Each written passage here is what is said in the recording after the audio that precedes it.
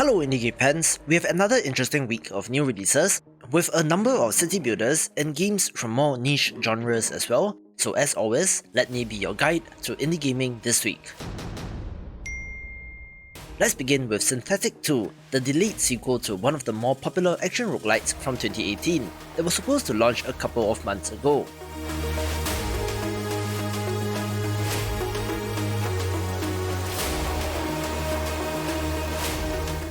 As compared to the original, movement in this game appears to be a lot more fluid, but the one thing that I remember being a key feature is that you were able to target for headshots in this top-down title, which made combat pretty interesting.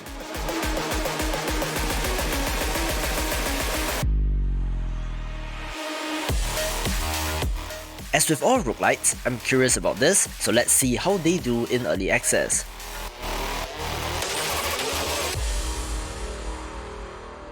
Dare challenge your gods, android.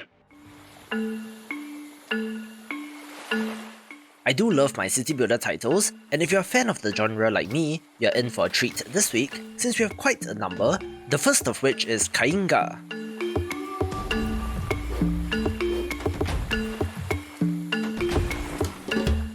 This is a survival city builder with quite an interesting art style, combining low poly 3D environments with hand-drawn 2D characters with designs reminiscent of cave paintings, which is in line with the ancient fantasy setting.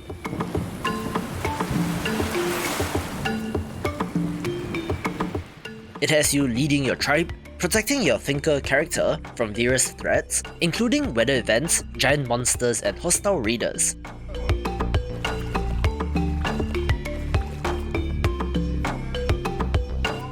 While I wouldn't say this art style is my favourite, I do think that it's unique enough, with the various fantasy creatures certainly getting my attention, making this another title of interest where the developers have made a beautiful trailer, so I'll leave you to them. Ancient thinkers in ages past spoke of colossal creatures, giants that could carry entire cities on their backs, or crush fortresses into dust. But we don't believe any of that now, do we? Well, do we? Sit, child, and let me tell you how the towns of Kainga all begin, and how they will all end. We have built our town many times in many lands, and each time it has ended in fire or flood. Or, worse, every town has its own thinker, descending from the celestial meeting place to dream up new ways to survive these harsh lands. Yes, I'm very important. After all, it's I who make sure our people survive longer than any of those buffoons who only call themselves thinkers. It's not easy being a thinker, but that's why I have you I mean useful people to keep me safe. Without me, there's nothing between the town and the dangers of the unknown. Every end carries the seed of a new beginning. Our town is fragile, and the world is dangerous. That's why we leave our thoughts behind, helping the next town grow strong. Our end is our beginning. Now go, child. I sense a new thought coming.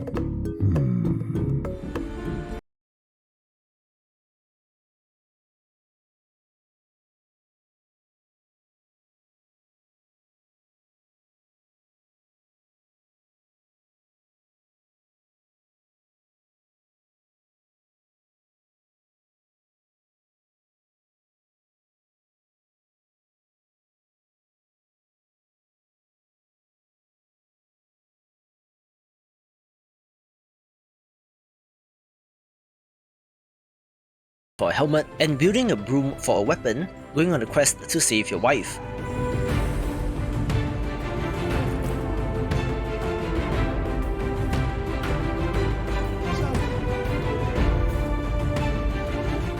It does look like a fairly decent entry for fans of the genre, but it does the weird thing of being an early access metroidvania, which, as a concept, I always found to be puzzling due to the interconnected world of these games.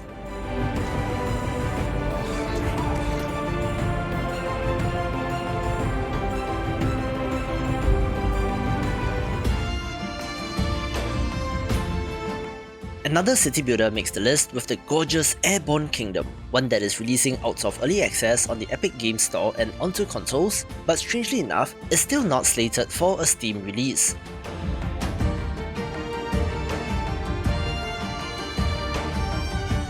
The building systems here are pretty unique in that you need to account for the overall weight, distribution and balance of your city, adding another facet to be concerned about.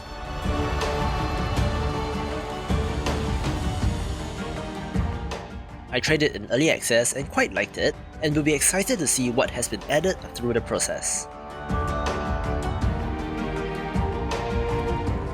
Add yet another city builder to the list with Siege the Day, one that is a little different in terms of gameplay since the focus is on the action and laying siege to an enemy fortress. The castles are fully customizable and are built from component pieces, where you have to manage both the offensive and defensive structures as well. I like the fantasy elements, with elemental magic and dragons thrown into the mix, looking like it should be a great title, although I am concerned about the 1v1 multiplayer battles and player population.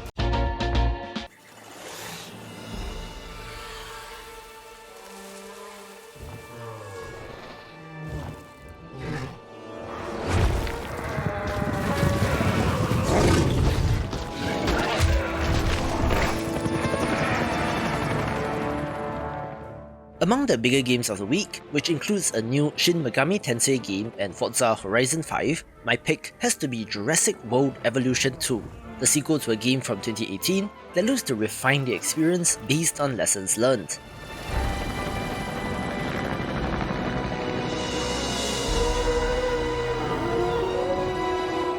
This, of course, is a tycoon game that has you building Jurassic Park, essentially a dinosaur zoo that is based on the film franchise.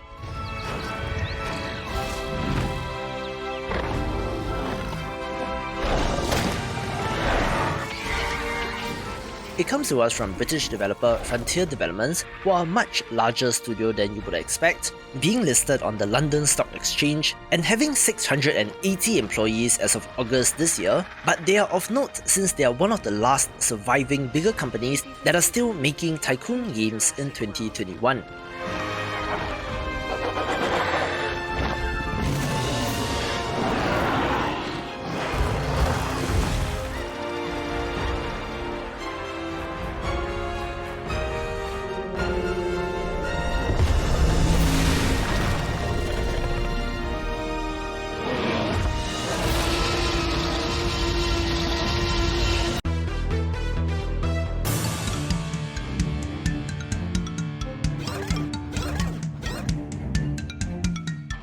Let's kick off smaller games with A Pretty Odd Bunny, a self-described stealth platformer where you play as a carnivorous rabbit, having to get to the end of every level in order to eat the pig. It is deceptively cute with some disturbing implications, but the platforming looks decent so it gets a spot.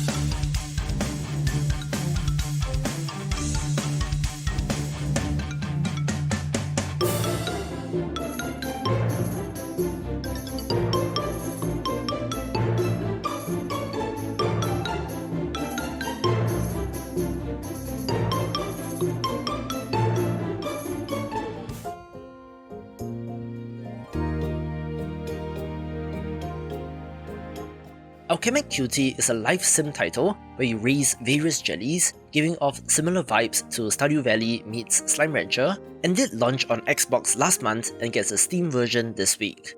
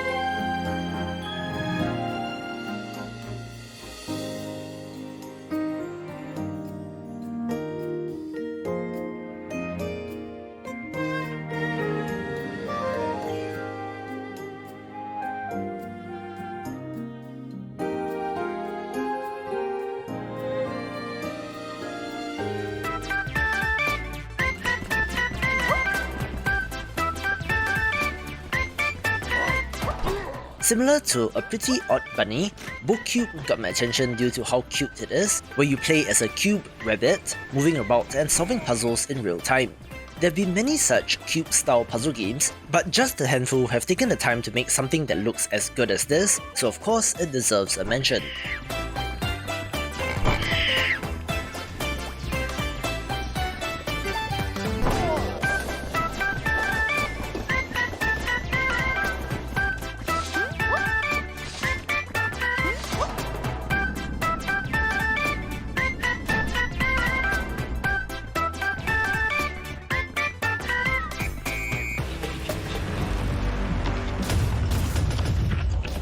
This next entry is an interesting one since Cyjin, the Cyborg ninja, is a mouse-based platformer of all things, which I hope doesn't mean that it will control like a mobile game, but the action and challenge looks to be there, so I'll give it a shot.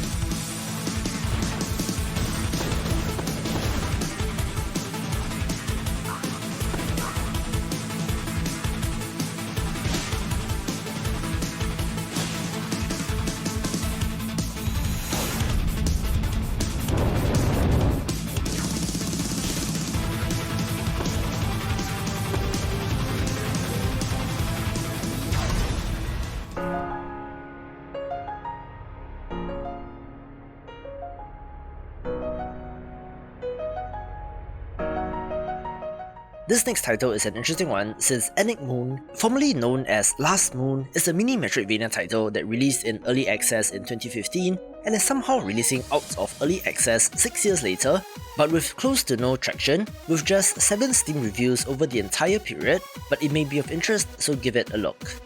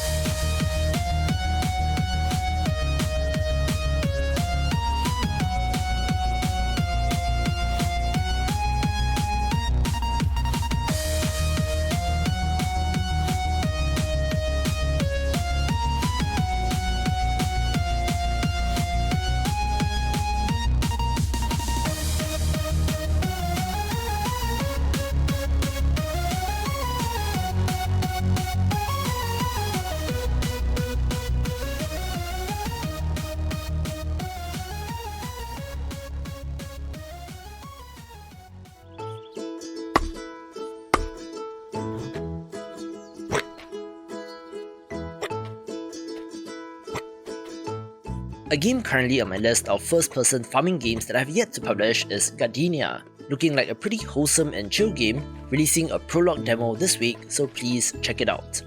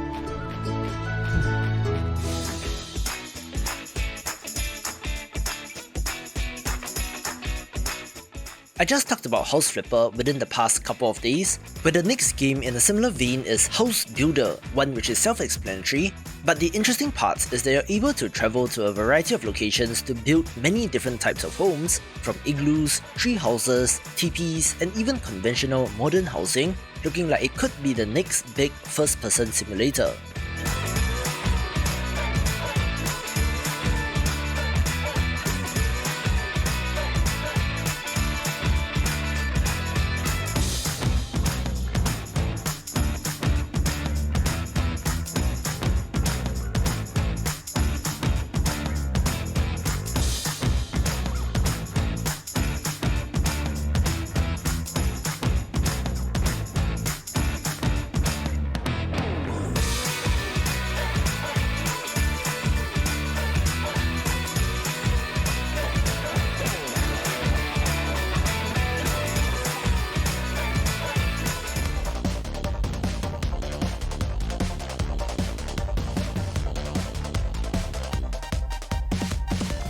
I do love my shoot 'em ups as well, so of course, Hyper Echelon gets a mention. A great looking pixel art entry with co-op support.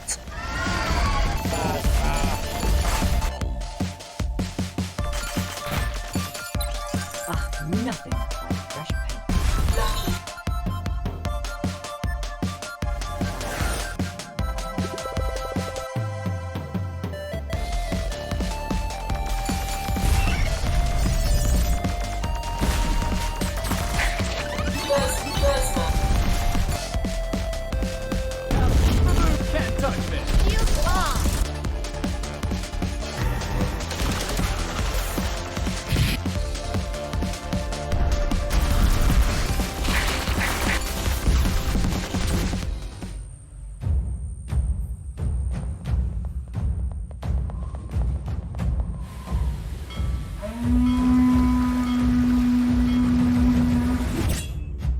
The real-time strategy genre has been pretty niche for a number of years after its heyday in the 90s, but indie developers continue to push forward, with Island Crusaders looking to be just that, one that gives me a little bit of a Bad North vibe, since it is combat rather than base building focused, looking pretty decent and of interest.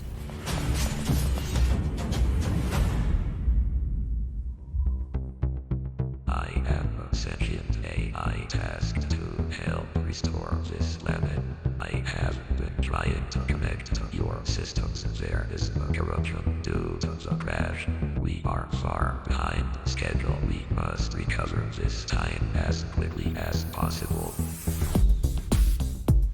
If you love factory builder games, I think JUNKPUNK might be a game of interest this week, where you control a robot who must rally other survivors from a crash, clearing and recycling the junk of the planet to tech up and to prepare the planet for habitable life, looking like an interesting entry in the space even if it is very brown.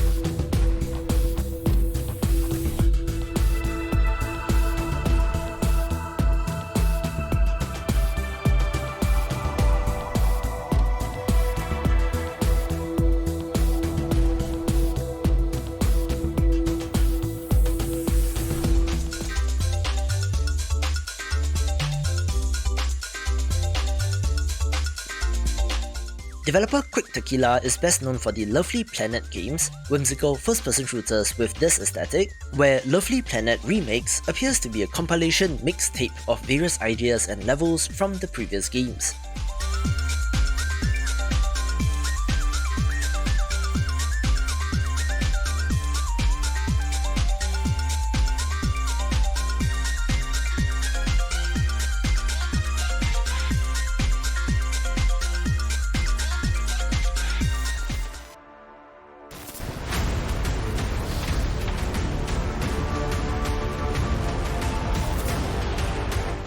Me being me, of course the pixel art entry Re.Surs got my attention, a 2D platformer shooter that looks pretty visually overwhelming but with decent art, making it one to check out.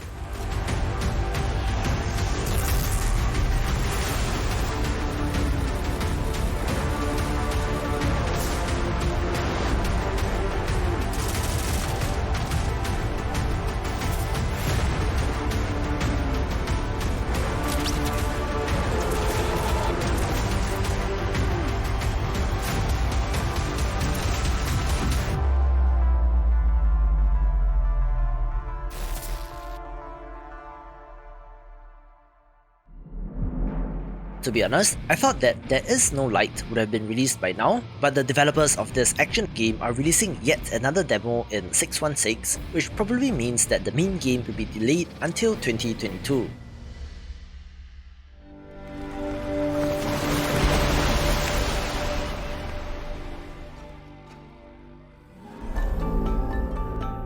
Rounding off the smaller games is Treasures of the Aegean, a puzzle platformer with a time loop element, which sure seems to be a popular mechanic this year. I'm not the biggest fan of the hand-drawn comic book art style here, but the platforming and puzzles look fairly decent, so I think I'll give it a shot.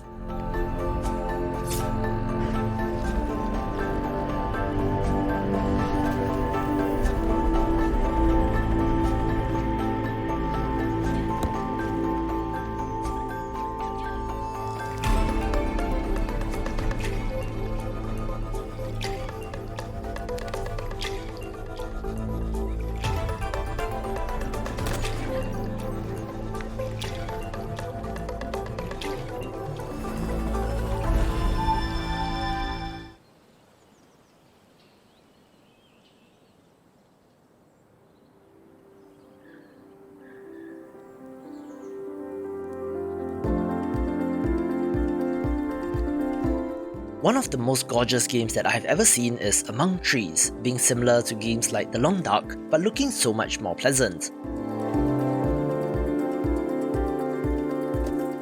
You're finding a way to survive in the wilderness, hunting, fishing, and chopping trees to expand your cabin, having a familiar gameplay loop, but does also have one of the best lighting in games. This was released in early access on the Epic Games Store a while back, but is finally launching in 1.0 and coming to Steam, making this one to check out if you have not.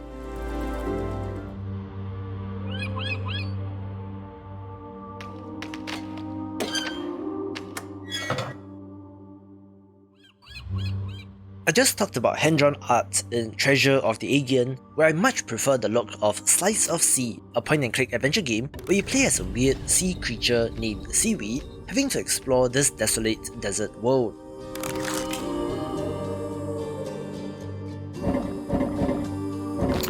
From the overall aesthetic and gameplay, it does remind me of Machinarium in many ways, especially the puzzle and exploration bits.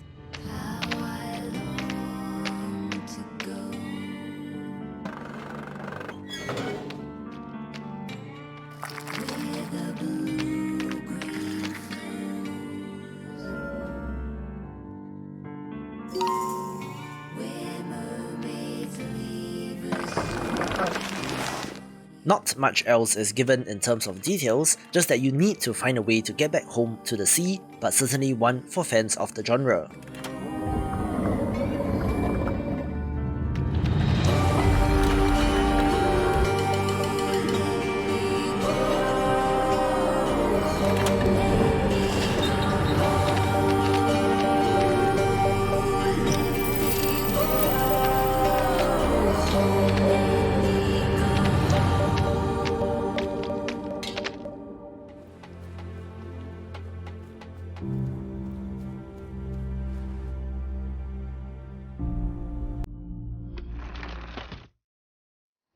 This next title will be no surprise to fans of the channel, since I also previewed Brick Waters when looking forward to Games of the Month, where this is a survival sandbox title all about exploring the oceans.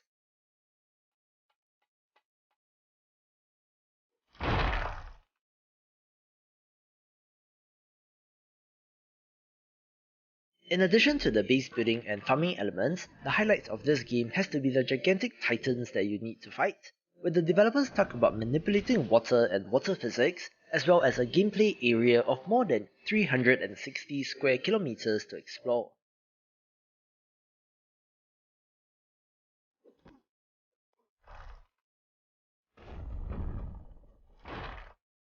This will be an early access title, and as with all survival games, I'm curious as to whether there will be a main storyline like Subnautica, or if it is more open-ended like Terraria, but either way, the gorgeous visuals should make this a joy to explore if the gameplay systems hold up.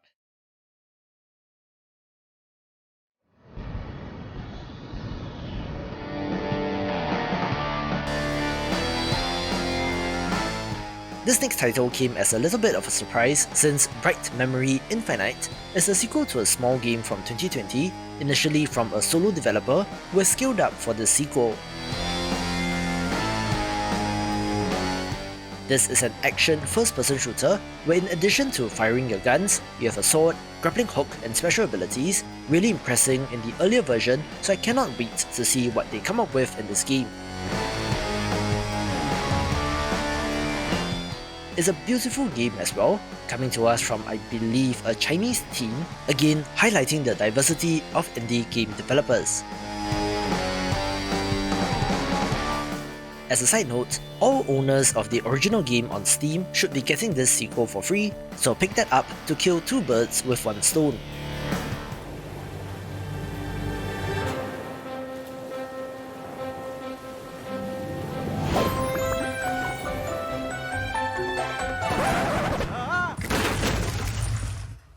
Cooking mechanics in games can be wonderful, from the challenge of something like Battle Chef Brigade to the hectic Cook Serve Delicious, or even the delicious looking food of Monster Hunter World, where another game centered around that concept is Epic Chef.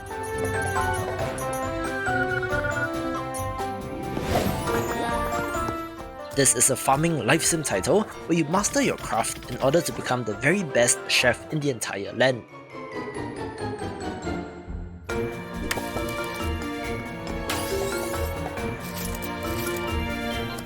The core of this is focused on the Iron Chef style cooking competition, where you have to grow your own ingredients and even livestock, which is something not often touched upon in farming games.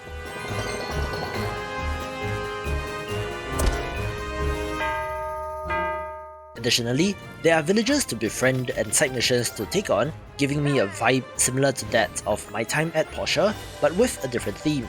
As such, it looks totally up my alley, taking the #1 spot.